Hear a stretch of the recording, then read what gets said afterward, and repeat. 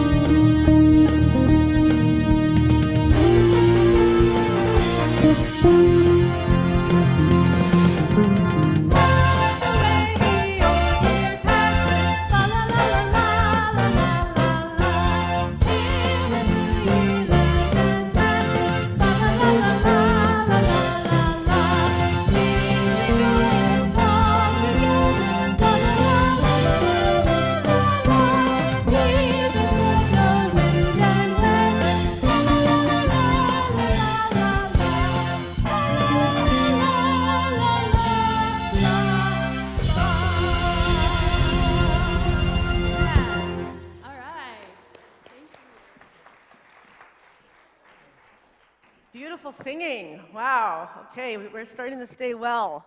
You can all have a seat. I'm going to just welcome you all right now. My name is Santisha Groverland, and I'm the Associate Minister with Shad, my brother who's speaking today, and Jack. You have an amazing sermon in store, so I'm just stoked. It's really on that birth of Christ within and the historical story and the metaphorical story of the birth and how we apply that into our lives. It's so applicable, and it's such a beautiful vision to have an ideal to connect with that potential, that beautiful potential that lives within each and every one of us. So I'm stoked for you to hear him. And then I also want to take this chance to acknowledge anybody that might be visiting us from a different unity today. Is there anybody that's from another unity around the country? I know you're visiting from Santa Barbara, right? Okay, yeah, we met last week. Anyone else? Okay, are you visiting from a unity or are you new today? Houston, well, welcome. That's a big unity. Well, what's your name? Michael, well, welcome to Unity of Boulder. All right, who's new today? Okay, we got a new one right here. Keep your hands up, and we have a gift coming to you from our ushers and information about upcoming events. One of the most important events is our Christmas Eve services. There's going to be amazing music and dancing and singing and solos and you name it. So get your free tickets as you're leaving out in the lobby. And I hope you enjoy the service, and we will get some more singing going. Oh, no, we'll see Mike first. Good morning, everyone. Welcome to Unity of Boulder. going to start things off with a few quick announcements. wearing that as a Santisha mentioned, we do have our Christmas services coming up on Sunday, December 23rd, That's all. Just that in the and shirt. Monday, December 24th. They are at they officially start at 6 p.m., but our choir is going to be caroling up on stage starting at 5:30. So come a little early and check out our carolers at 5:30. Get good parking, and you get your tickets for that out in the lobby or in the bookstore or online on our website, unityofboulder.com. Grab a few extra tickets to give to a family member or a friend who you haven't ever brought here before. This is such a good, fun night. We're doing a great show that we've never done before. It's going to be all new, so come check that out. But speaking of the Christmas show, we also do need ushers for either of the services, and we're having a pass-around sheet if you would like to sign up for that. It does have the times on it a little wonky. We are having a service on Sunday, December 23rd, but just an 11 a.m. service, and that's just a regular, normal Sunday service. Our Christmas shows are both at night at 6 p.m., so if you're up for that, please sign up. I'd like to have Norma come on out here to make an announcement about our annual gift drive. Hi, this was a shield that was given to us by the Lakota, and it represents all of life, everything that was created by the Creator, that they honor and they did not worship, they honored as their brothers and sisters. Everything that was created is their brothers and sisters, and they believed in the Creator, the one Creator of all. And we are doing a fundraiser, which we have done for years and years and years, for the Wounded Knee Lakota Indians. And we have a list of food, and we've actually got some of the things already brought in, which are the paper plates, the cups, and napkins. So that's already filled. And just check it, because we're going to be doing the Christmas meal for all of the people at Wounded Knee. And it's always a great success. And then we'll be collecting gifts for the children. And there's a Christmas tree that's on the landing going down to the Sunday school. Just take one of those cards. It tells the name of a child, whether it's a male or female, and the age. And after you purchase the card and the gift and you wrap it, then put that card, tape it on top of the wrapping paper, and we'll put it under the tree. And then it'll go up. What is it, the 20th that's going? 21st? Okay, so we'll be having volunteers come and help put everything into boxes and mark them. And anybody that wants to help with that, just we'll tell you when we need you to come. But I thank you in the past, because it's always been a great success, and the people have such joy that are there, and they so are the sisterhood with us and the brotherhood. So thank you for all the years you've done this. Thanks, Norma. The tree she's referring to, or the children's names are on it, in case you don't know, is if you go into the lobby out here and go down the stairs that way, there's a Christmas tree right down there at the bottom of those stairs, so please grab a name off the tree. We are having another event coming this month is we're having our winter solstice celebration led by Norma. That's Friday the 21st at 8 p.m. over here in Fellowship Hall, where we have we do singing, drumming, and chanting, and everyone can just come on in. It's a drop-in event. Also, our store is open right now on Saturdays. Usually it's closed, so if you're out shopping on Saturdays and you're looking for some Christmas gifts that you're not going to find anywhere else, and definitely not for the prices that we have over here, come drop in from 10 a.m. to 5 p.m. on Saturdays, or during the week, Tuesday through Friday, from 9 to 4 p.m. And we have our drum circle tonight. That's another drop-in group that meets tonight at 7 over here in Fellowship Hall. If you have a drum, go ahead and bring it. But if you don't have a drum but would like to attend, we have a few extras, so just come on in. It's always a good time for everyone involved. And normally right now, I would be inviting someone out here to do a prayer. But today, I'm going to do it. So right now we would like to honor our Jewish members, congregants, and guests here at Unity of Boulder, as Unity here is all-encompassing. Right now is actually the last day of Hanukkah. We light our final of our 8 candles tonight at sundown. And a little bit about Hanukkah is it's really a celebration of when a group back about 200 BC, a group of Jewish rebels took back the city of Jerusalem from a Syrian leader named Antiochus IV. And he was not the benevolent leader that his father was. And through his leadership, the Syrians and the Greek took the city, decimated all the temples. And so Hanukkah is really the celebration of getting those temples back, specifically the second temple in Jerusalem, and then rededicating them. And Hanukkah actually, the word Hanukkah actually means dedication. And so we light those candles because at the time, Syrian and Greek forces who took over the city, they were ruining all the oil that everyone used. They tainted the oil so it didn't burn very good that everyone used for these services and for the burning in all these ceremonies.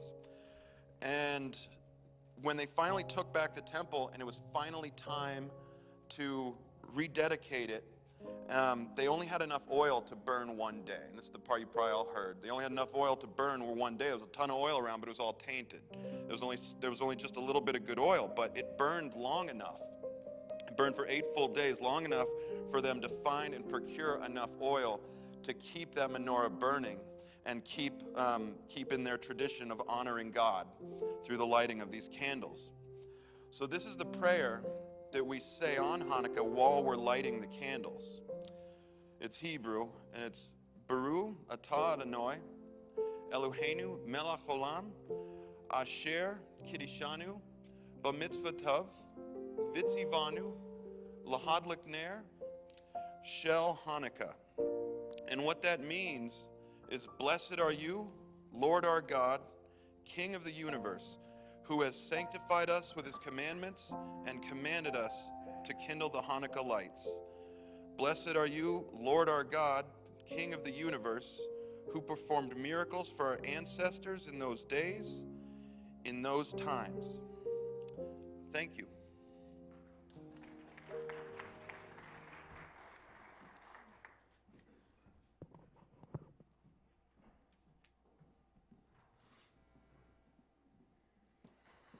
So one of my favorite Christmas songs is Gesù Bambino, and I have asked Rick Patterson to join me to sing it for you today, and I hope you enjoy it.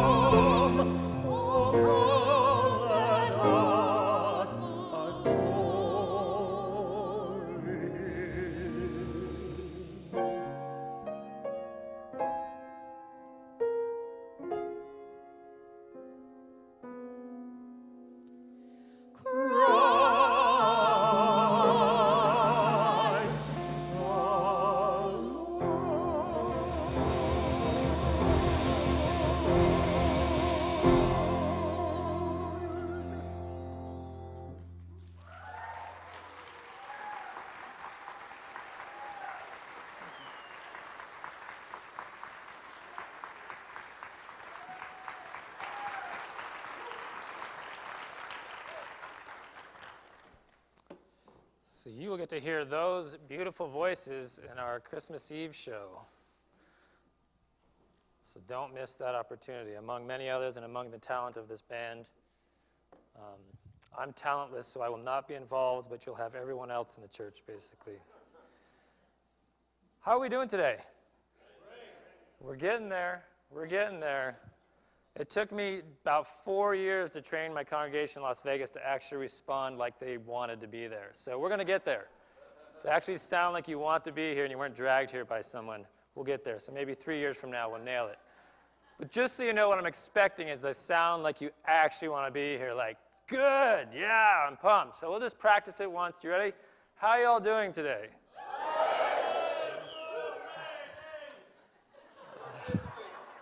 That's exactly what my dad sounded like at my soccer games. There we go. Who's that guy losing his mind in the stands? I go, I don't know. Just some vagrant who walked in. All right. Let's get going with our words of wisdom. He who has not Christmas in his heart will never find it under a tree. Said by Roy L. Smith. Do you feel like that's timely for how we celebrate the Christmas season today? I feel like it is. All right, this Sunday what we're going to do is going to be quite a bit different than what we normally do. And it's going to be somewhat of an interactive game that we're going to play. And it involves some trivia that's going to primarily be based on a photo that's up on the screen, which means you will have to be able to see the screen. So if you cannot see the screen, if you cannot read this and you don't know who that is, you should probably move closer to the screen. I couldn't get a single person in the first service to get out of their seat and actually come closer to the screen, and they all thought I was joking. I'm actually asking, if you cannot see this and cannot read this, you should come closer to the screen. So, but it's on you. I can't force you to do it. I didn't force you to come here either this Sunday. So moving on. All right. So we are going to be doing a bunch of stuff on the screen. And if you see anyone who has better eyesight than you, just push them in the back and move forward at any point in time. That's fine. Okay, let's get started. As you may or may not know, there's a lot of fallacy and misinformation surrounding the Christmas story, or what we call the nativity story, the story about the birth of Jesus and how this whole thing got started. And some of it actually stems from the fact, or much of it actually stems from the fact that most of us probably have not actually read the Christmas story as is written in the New Testament books of Luke and Matthew. So that's kind of a big problem. And before I get far into this process, I kind of want to just see what my demographic is here. So I'm going to ask you, raise your hand if you know the difference between the Old Testament and the New Testament. I actually need to see. Come on, keep those hands up. We're working at about 60% here. That's okay. There's nothing wrong with that, because I'm going to help you understand that. So those of you that raised your hands, you're now going to be tested on the Old Testament and the New Testament in a game I like to call Old or New. I'm going to put up a picture, and you're going to tell me whether it's from the Old Testament or the New Testament. So here we go. Old Testament, that's correct. New Testament, yes. Yeah, I like how some of you wait a little while to hear everyone else answer, and then you pipe in, you're like, old, okay. How about this? That's right, Jesus walking on water, New Testament. How about this? That's right, that's Samson snapping the pillars in the Philistine temple. How about this?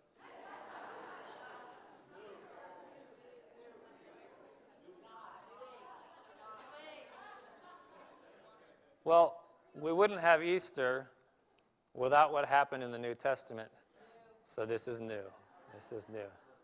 Now the next slide, we're going to have old and new, and you got to decide which one's which.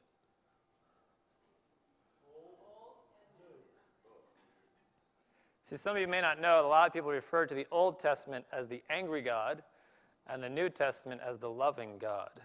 So these kind of depict the two different gods we have in the Bible. God was much more vengeful and jealous and punishing in the Old Testament, and a lot more loving and fatherly and motherly in the New Testament. So that kind of breaks that down. All right, where's this from? Old or new? Coming up. The New Testament. All right, we're laughing, but this is going to help some of you who didn't raise your hand to have some clarity on what I'm talking about here. This is from the New Testament. It's not only just the birth of Jesus, but you might say that the birth of Jesus is the birth of the New Testament. It is the new part of the Bible. It's the last third of the Bible, you might say. So it starts that whole new section, the four Gospels.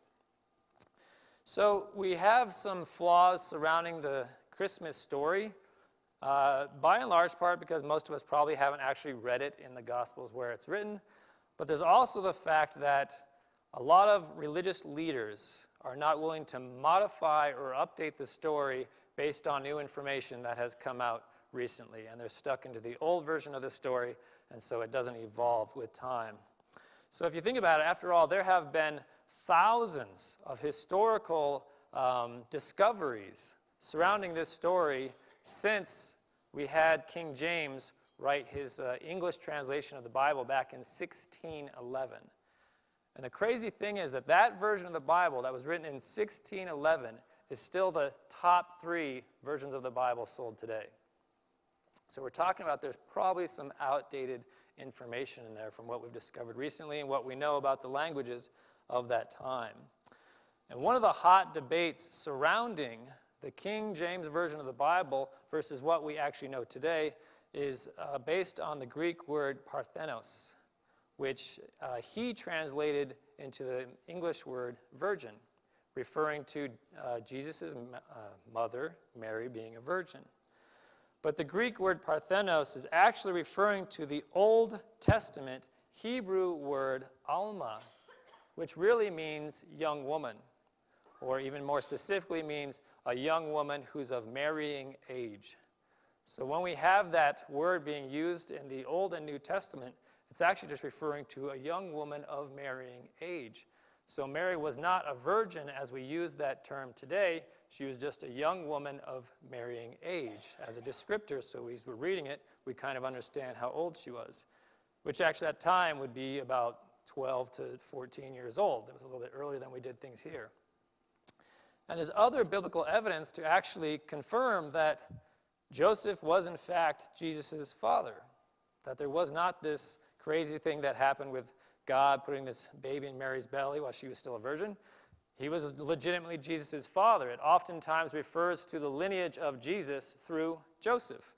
It talks about the ancestry through Joseph, which would indicate Joseph was his father.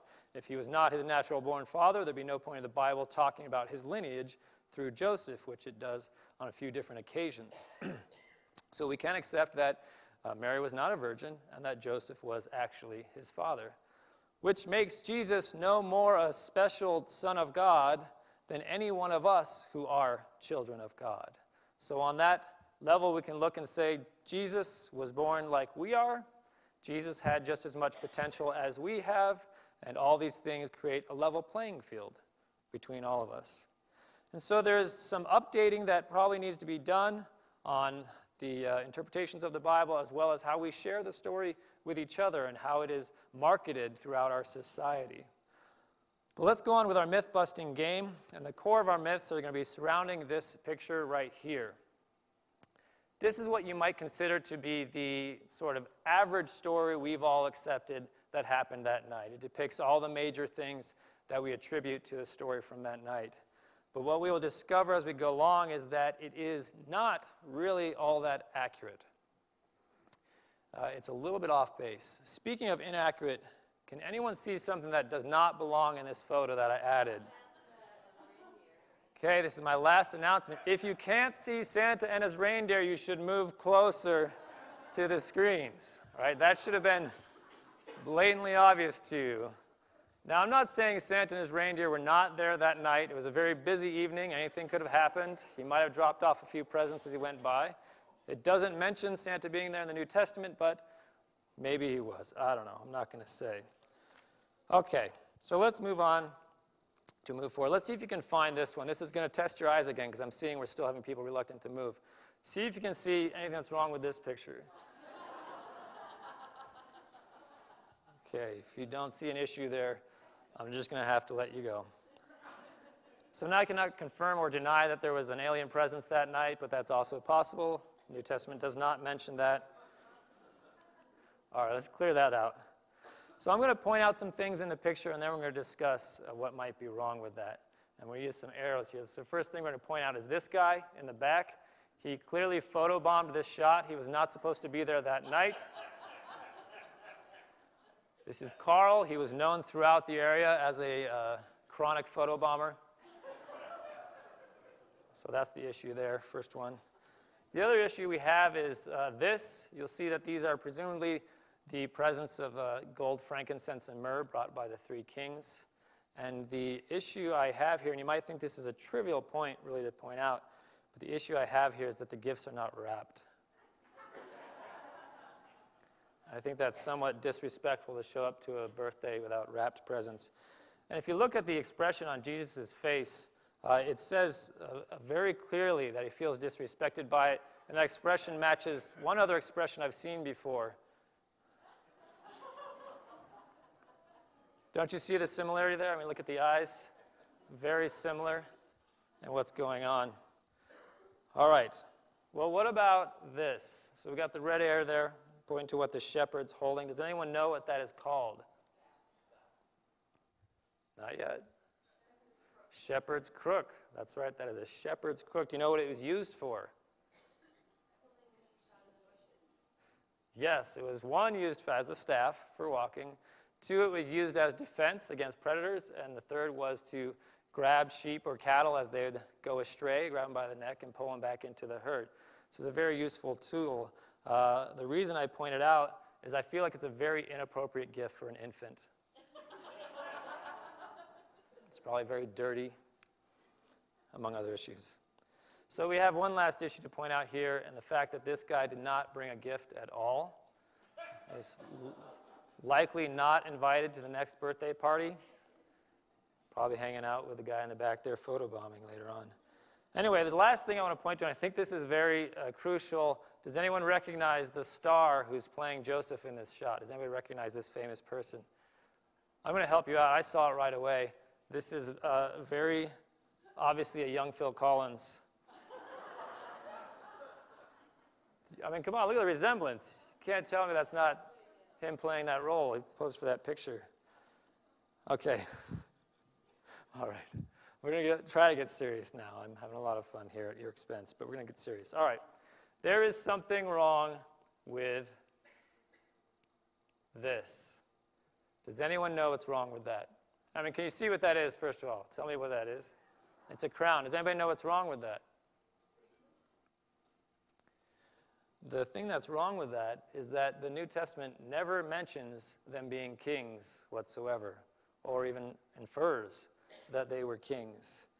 And we're going to look at what was actually said in the book of Matthew regarding these characters. We have Matthew 2:2. It says, "In the time of King Herod, after Jesus was born in Bethlehem of Judea, wise men from the east came to Jerusalem." Wise men. Doesn't say kings, just says wise men. And wise men was actually translated from the original Greek, which was magoi, which we know today as magi, or we pronounce as magi. And the magi were the people from the ancient land of Medes, which is modern-day Kurdish people in the Middle East. So they were actually the original magi, the modern-day Kurdish people that we have today. So there's a neat aside here about the magi that many people don't know. Well, first of all, did you know that the Bible mentions nothing about Jesus from the age of 12 to 30? Are you aware of that? So these are called the missing or the lost years of Jesus. The Bible sort of gives us a narrative up to 12, then there's nothing, and then voila, he's 30, and he's back, and he's spiritually evolved. So these 18 years are missing from his life. But there's evidence to support that Jesus actually left his family and his hometown at age 12 because there was an arranged marriage that he did not want to partake in. And that was about the age at 12 years old that the arranged marriage would have happened. And that he then likely traveled on the Silk Road and went east, seeking spiritual teachers, spiritual enlightenment, spiritual masters at that time, at that age, and traveled for many years. And as he traveled, if you're trying to look up or you want to research that for yourself, he was going under the name of St. Isa, is what people in the East were calling him at that time as he traveled. I bring this up not because St. Ice is important, but because there's a funny part to this story. As Jesus continued his travels, he actually wound up in the land of Medes, the land of the Magi, when he was about 20 years old. And as the story goes, he was still traveling out. He winds up in Medes, and he was only there for a very short while before they kicked him out of the city and locked the doors behind him, because what he was teaching disagreed with their religion. So I think it's kind of fascinating that they were there at the birth to welcome him, and then in his 20s they booted him out, which is not unlike what modern parents have to do today. Some people aren't laughing because it's hitting way too close to home. So you might wonder, why do we call them kings? Why have we always called them three kings? Why do we put crowns on them in these pictures? Well, it actually comes from an Old Testament prophecy of the Messiah, of how the Messiah would come. And it says that kings would be bowing before the Messiah and offering gifts. So that when these people showed up offering gifts, they said, oh, these must be the kings that were prophesied in the Old Testament. But yet, the New Testament doesn't say anything about them actually being kings. So, not kings, no reason for a crown. So let's get to the next one here. These are the shepherds. We've all heard the shepherds came once Jesus was born. They came to pay homage, to say hello, to hand weird presents to them. And the thing that's wrong with this, does anybody know what's wrong with the shepherds being there in this picture? I know these are very obscure questions, so I'm not expecting any answers. I'm kind of just helping myself feel better about what I know. They're not supposed to be in this picture because they were not there when the Magi were there. They were not there at the same time. So we have to look at this historically, and we realize that they did not share the same space at the same time when they visited the baby. What happened was, if you think about it, the Magi were following a star. And following a star is not as accurate as following GPS. I don't know if you've tried that. It's a little bit different. So they actually got a little bit lost along the way. And we don't necessarily always hear that in the story, but they did get a little lost along the way. And they actually stopped at the temple of King Herod and actually asked him, do you know where the newborn king is? Can you help us find the newborn king? Because they knew he was born in his land, so surely he must have known about this. Well, if you are the current king, and someone comes and asks you if you know where the new king has been born, and it's not your son, you're usually not too happy about that. So what he said is he sent the Magi on their way. He didn't know where the newborn king was. He sent them on their way, but he did say, when you find him, please let me know where he is. But the Magi were very wise folks, and they knew that he had some ill intentions for Jesus if he did find Jesus. So they actually, when they found Jesus, they actually snuck away at night so that no one would see them leaving, and they never reported back the location to King Herod.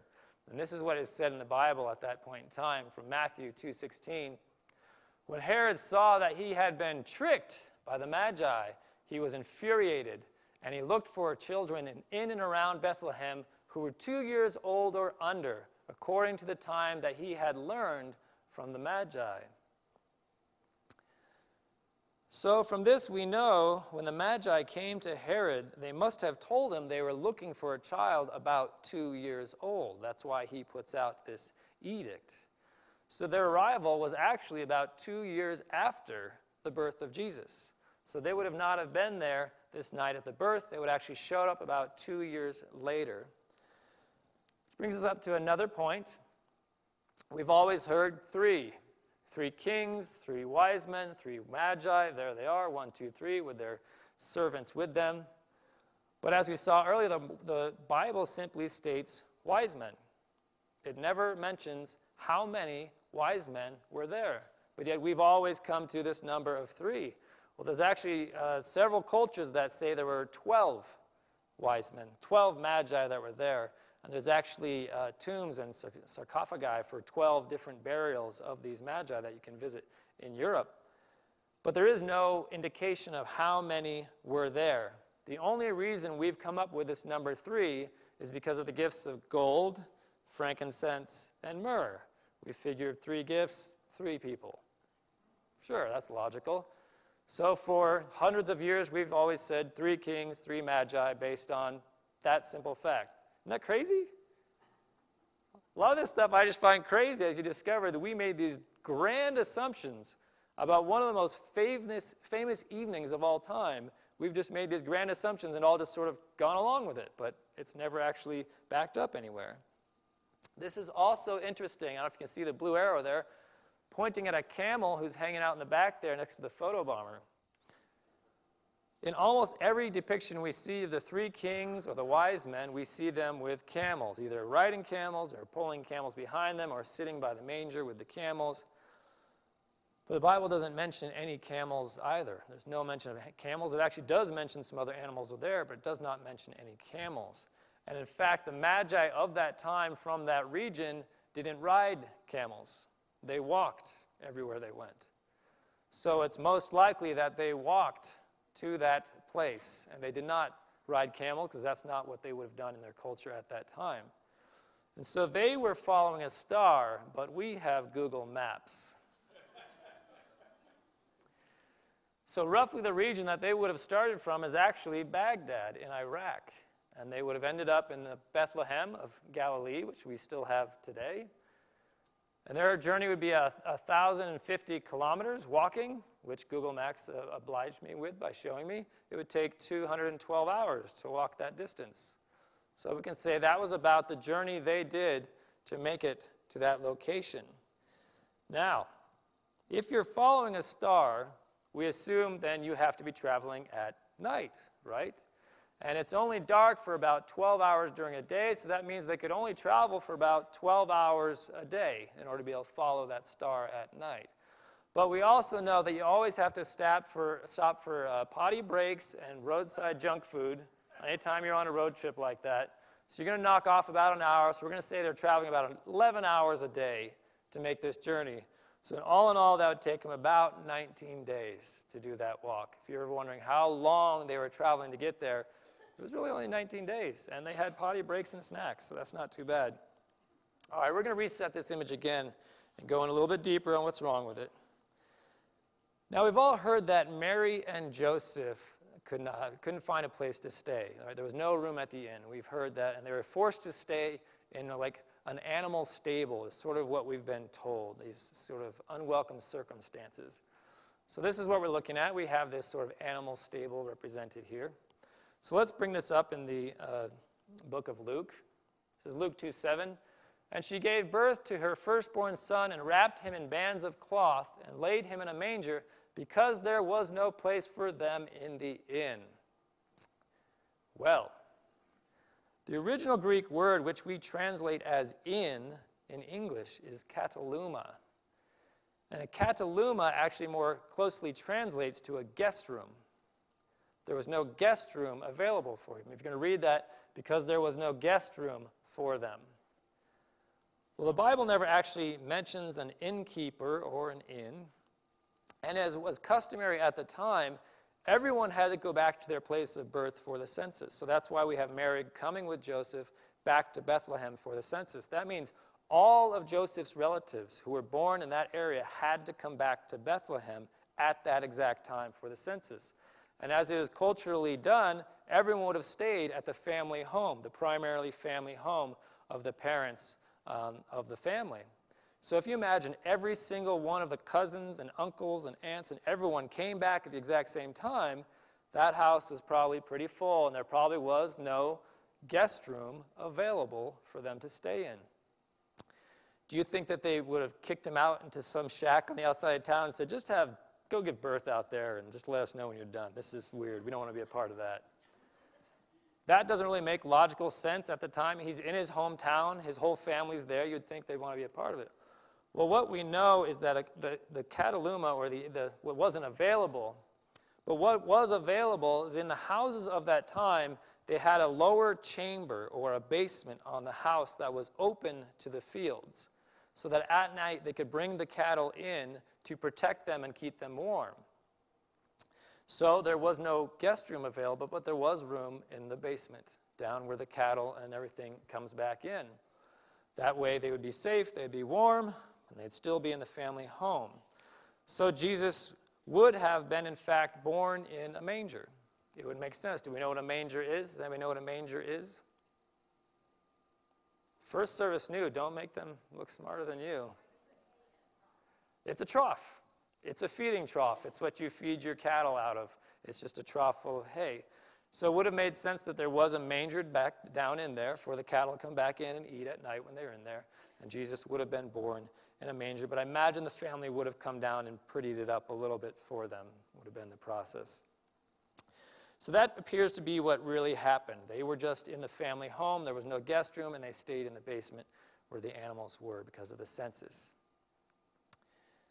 So, now here comes an obvious one. I'm going to see if you can catch this. The first service did not. What's the issue here? Yes. Mary and Jesus were not fair-skinned Europeans. That should be an obvious one to all of us. Do you think there might have been some racial and societal bias going on with the painter in this depiction? I think so, which actually brings me to my next point here.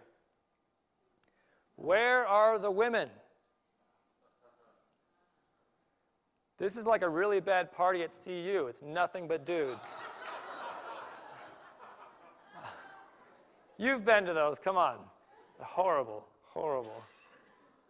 Where are all the women? Actually, after the first service, someone came up to me and said, I would not give birth to a room full of dudes. I was like, that makes sense to me. So let's bring this up. This is actually a fascinating read. This is from the National Catholic Reporter. They did some research into this matter, and they're speaking to this whole topic, and they say, Matthew is the only gospel that says anything at all about magi. You may be surprised to learn that this gospel does not ascribe a number, gender, or royal status to the wise ones from the east. Matthew's use of the Greek masculine plural magoi for magi can be used inclusively, just as the English word men often includes women.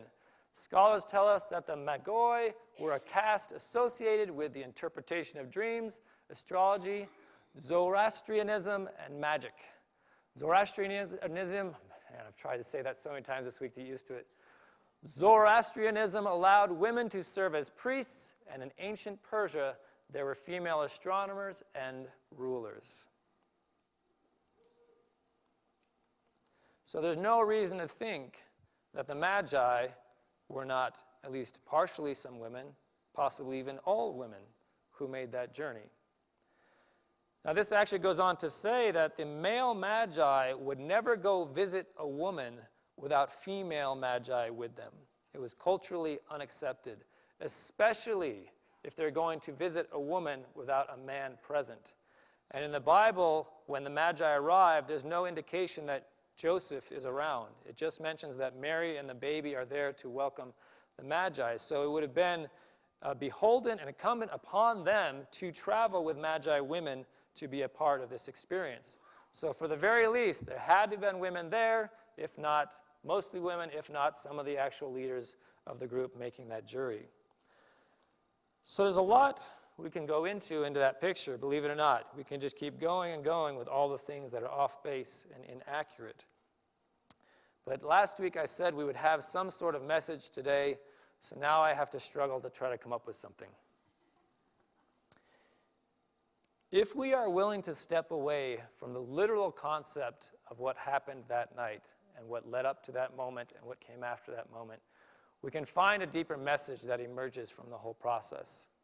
And our co-founders, Charles and Myrtle Fillmore, were masters at metaphysics, the deeper meaning of the things that we've had throughout history and what they're saying to us. And we actually have a book called The Revealing Word, which is a collection of these interpretations from the various events, figures, and places in the Bible. So this is the interpretation from Charles Fillmore, our co-founder of this movement, wise men. The wise men of the East who came to visit the baby Jesus may be likened to the stored-up resources of the soul that rise to the surface when its depths are stirred by a great spiritual revelation.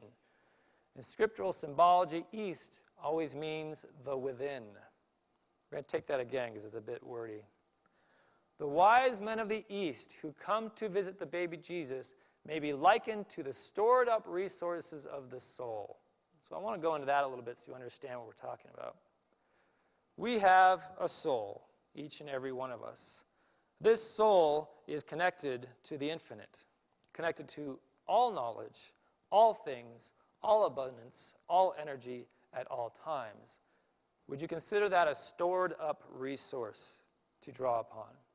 But as we live an ego-centered physical life, we cut ourselves off from the accessing that stored up resource because we get trapped in the physical and the desires of the ego and the body and the things of this world.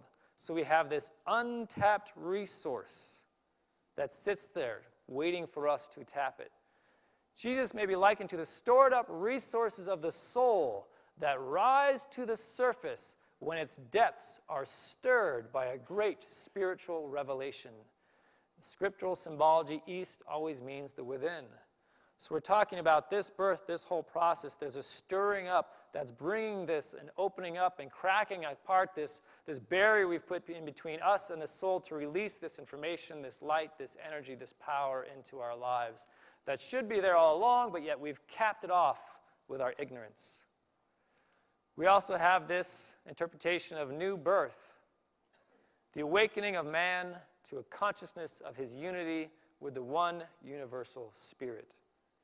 Once again, the metaphysics of this time of year is our awakening, our rebirth into the understanding of the spiritual source from which we come. Unity has these tools to interpret all of these people, all these words, all these events, and you can take it deeper and deeper and deeper depending on how much time you want to invest and how deep you want to go. But what really moves me about this story is how real it is. Not the deeper message that's beneath it, but how real it is. Over time, the story has become somewhat of a fable that we just sort of shared with each other around Christmas time as something that was sort of magical back then. Here we had this magical God that was planted on earth by this magical essence, and that this magical parents just happened to be chosen to have this magical birth, and then this boy was going to grow up to be able to do magical things that were unlike any of us will ever be able to relate to at any point in time. So it becomes this collection of unrelatable fantasy that just was this thing that people talk about, but it's not all that real, so we can kind of slough it off. There's no bearing on real life. It's not applicable to me. And so because we can sort of put it in the cupboard as fantasy, we can turn the holiday into an ego-centered, money-focused, gift-giving experience. Because we've separated the truth and the power that is in the realism of the story from what we're celebrating today.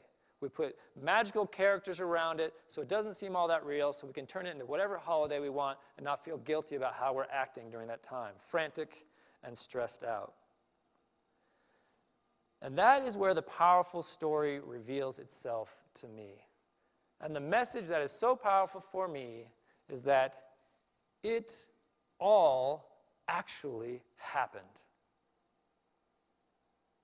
See, you get wrapped up in Christmas, but when I stop this time of year and I just sort of tap in and I go, this actually happened. Then I sort of get this butterflies in my stomach. And there's this awe. I'm getting it right now in the back of my head just talking about it. It's so cool. I got a tingle right up my spine. Thank you, Jesus. But if you tap into that, this actually happened. It wasn't made up by Hallmark. This actually happened. There is so much power in that. I'm not talking about the overly glamorized, magical events that most of us talk about at Christmas time, year after year, just to grab our attention. But the very real struggle of a very real couple giving birth to this real child in what was not the best of circumstances, in not the best of a society as we had it at that time, but yet this child grows up in these real circumstances to do unreal things. That just puts chills up my spine. It takes it out of the fantasy of this doesn't apply to me and makes it very much real for me right now. It is the realness of the story that grabs my heart and grabs my attention. Mary and Joseph were not just these country bumpkins who were granted this special gift from God, but that's kind of how it's given to us throughout time. But there is good reason to believe and to recognize that they were a part of the Essene community. This is the same community that brought us the Dead Sea Scrolls. This is actually the community that we can thank for much of what we have from the Bible, because they were the scribes that wrote it down year after year and preserved it in the jars that in ossuaries we found in the Essene community. This was a very evolved spiritual community. This is not fiction. Archaeologists know this as a fact. They were there in that region. There is very good evidence that Mary and Joseph were connected to this, and they would have been raised in this community and been spiritual people themselves, and therefore would have raised their child in a very spiritual environment, giving him the chance to live a life that has been rarely seen on this planet. It's not fantasy. It becomes very real to us. Jesus was not handed his special spiritual gifts at birth. He was trained into them as he was growing up, trained by his parents, and he'd have to practice them, and he'd have to work, and he'd have to study, and he'd have to grow. And the Bible even talks about by age 12, he knew the Old Testament better than most of the priests that were in the temples, because he was studying, and he was growing, and he was learning, and he was applying what he learned. And there was no need for a physical magical star in the sky. I know that people talk about astrologers have gone back and there was this alignment of planets and there actually probably was a bright star in the sky. But if you think factually, if I'm standing here and there's a bright star, I'm walking away. And if you're standing there and there's a bright star, you're walking towards. So none of us will wound up at the same location if we're all following a bright star. It doesn't make logical sense. But the masters of the East talk about the third eye, or the spiritual eye, that appears as a 5-pointed star in our sight when we are in tune with our higher consciousness. It actually appears in our visual cortex as a 5-pointed white star when we are tuned with our higher nature, or what in unity we call our Christ consciousness. And the Magi, being from the East, practitioners, spiritual people themselves, following a star in the sky, following their own higher awareness, their own intuition. Spiritually evolved people feeling that something powerful is happening on the planet and being called to a location. Does that not make more sense to you? Does that not seem very real? It's happened throughout time many times. People being called to a location because of a higher awareness calling. And we often forget, which is crazy to me, that happening at the same time as Jesus and Joseph and Mary and this whole thing is unfolding, Mary's cousin Elizabeth is also having a miraculous birth ordained by God. Did you know that? Mary's cousin Elizabeth was also visited by the archangel Gabriel, also told, you're going to have a miraculous birth. She was way older than the age she should have ever been able to conceive. Her husband was like 3,000 years old. You know how it went in that time. And they give birth to John the Baptist just months before the birth of Jesus. Two incredibly powerful spiritual people on the planet that came within months to two female cousins, who were also likely raised in the Essene community in the same spiritual principles, raising their son John the Baptist in the principles that Jesus was being raised with down the street, and that later they would meet, and they actually poke fun of each other in the Bible, at least the way I read it. When Jesus shows up and John the Baptist is there and he goes, oh, here he comes. Jesus, the special one. And that's beautiful. And some say that the relationship of these cousins, Jesus and John, actually happened several times over several lifetimes. through reincarnation. They have been working together to help this planet through several incarnations.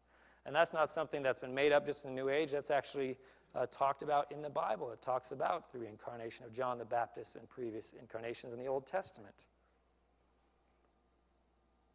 But what really grabs me is that real people in very real circumstances going through a very real struggle created one of the most miraculous events that ever happened on this planet.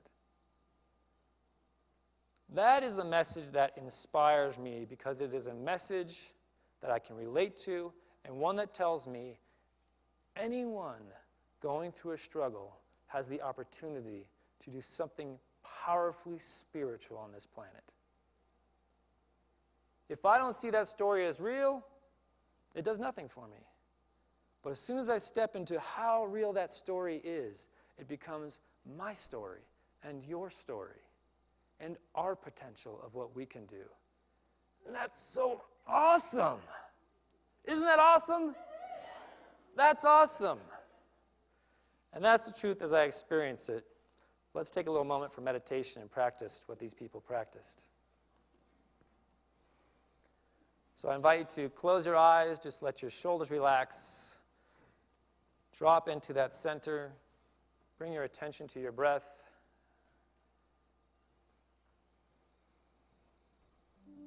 Allow yourself to have a very real experience right now.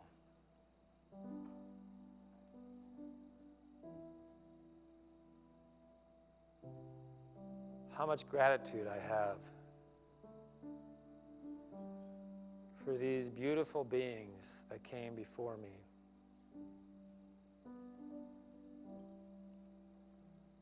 From Moses to Lao Tzu, Buddha, Jesus, Mary, hundreds of others that paved a path of possibility.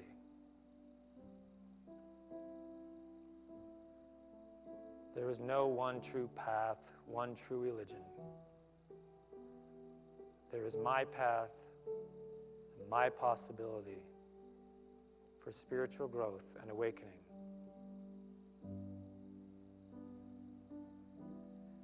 And how do we honor these people that live these lives? But by recognizing them for what they are. Real people that rose above a real struggle to create an unreal experience and to send a message through time that hits us in the heart thousands of years later today.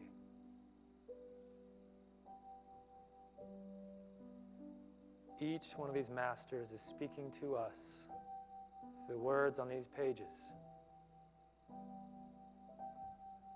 calling us to rise above the nonsense, avoid the chaos, and tune in to what is possible.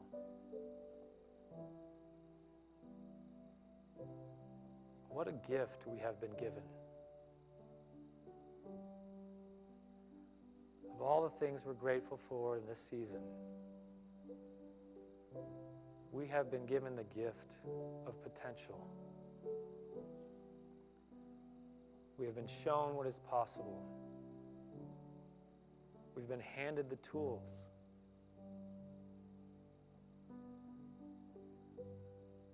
Why not try putting them to use?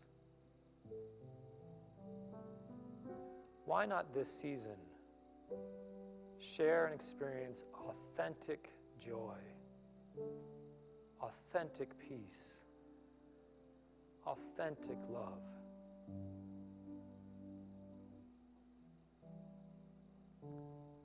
How better to honor those that came before us than using the tools they gave us and sharing the experience that became their life and their mission and their blessing.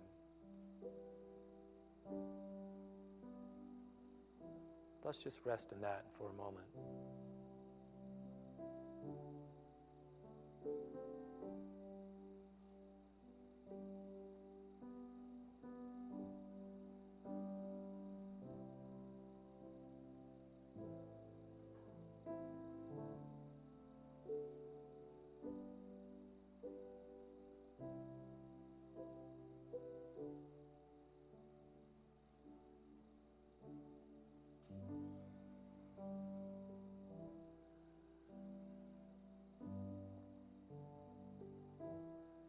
This is a new birth.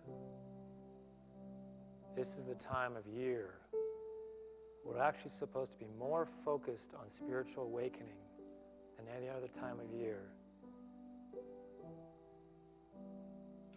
We will not allow ourselves to get sucked into the distractions.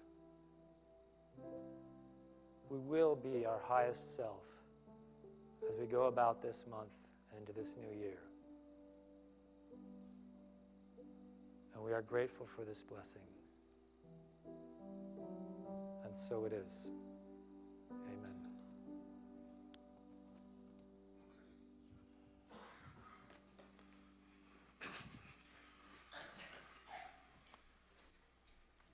Before we take an offering this morning, I need to share with you a sad but a beautiful moment. One of those people that has done what Shad was talking about, risen to the occasion of bringing her spirituality into practicality in our world. Was on our staff for 4 years and helped us amazingly move into the social media mix that you have to be in these days to advertise and care for an organization like Unity. And she's leaving us. She's taking another job somewhere. She's not leaving us completely, but you know her best for her singing. She is, for the last 9 years, she's been singing in our choir. She's done featured roles in our shows. She's just an amazing human being. And you see her around doing all kinds of things, taking care of our credit card gifts and tithes and things like that. So we've always been able to place this amazing person with all of this talent and ability to be part of whatever it is she's given to do in such a meaningful, spiritual way. We are really going to miss her on our staff, but I want you to acknowledge and give her a hug today for Sierra. Samuel, come on up here.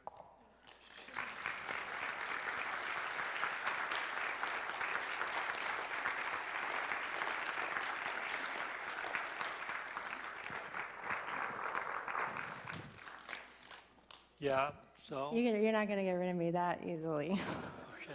I'm still going to be in choir. I'll be here on Sundays. My heart is here. The center is in my heart, so I can't leave because you're part of me. I love you all. Right. And thank you for so many years of reflecting back to me the person I always wanted to be.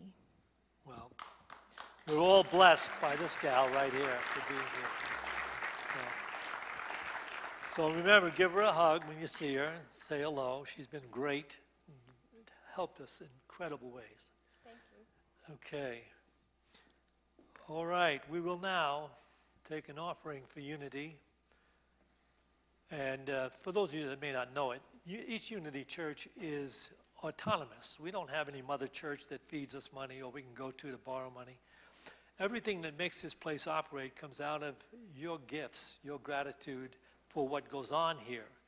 And what goes on here is amazing because we are moving into areas of insight, truth, joy, healing. We're part of the grand vanguard evolving toward divine consciousness, the new heaven and the new earth. And Shad's talk today is so appropriate, taking us into the idea that there's actual historic characters rose to this higher level of awareness and were able to bring forth ideas and ideals that are with us today and will never leave us. So we should be very grateful for that. And I think we can take our offerings in our hands and let our gratitude for receiving that beautiful understanding go into our offerings. So with our offerings in our hands, let's bless them with this offering statement. Divine love through me blesses and multiplies all that I have, all that I give, and all that I receive because I give. Together, please. Divine love through me blesses and multiplies all that I have, all that I give, and all that I receive because I give. Okay.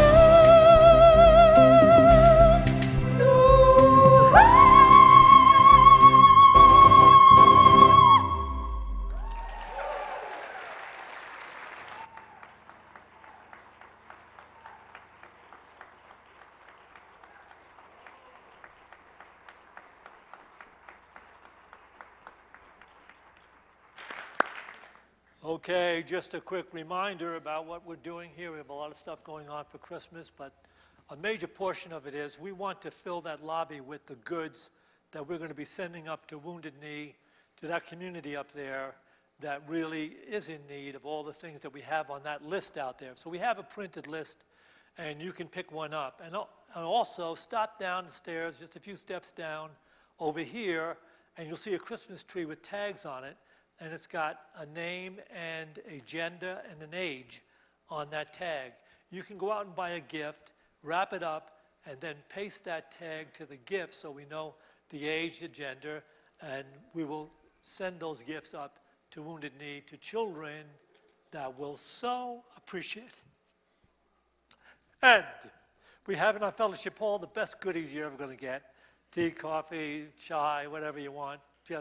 So head over there, share with the ministers. They'll be over there to talk to you about anything you want to talk about, unity or the talk today. So let's just keep this beautiful energy going. Rise, face the center aisle, hold hands if you want, but and sing our closing benediction.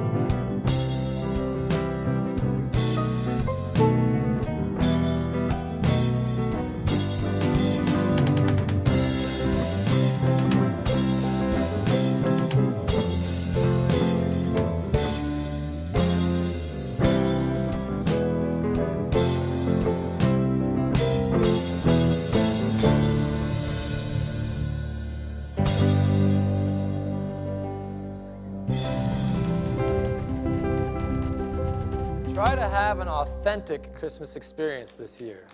Amen.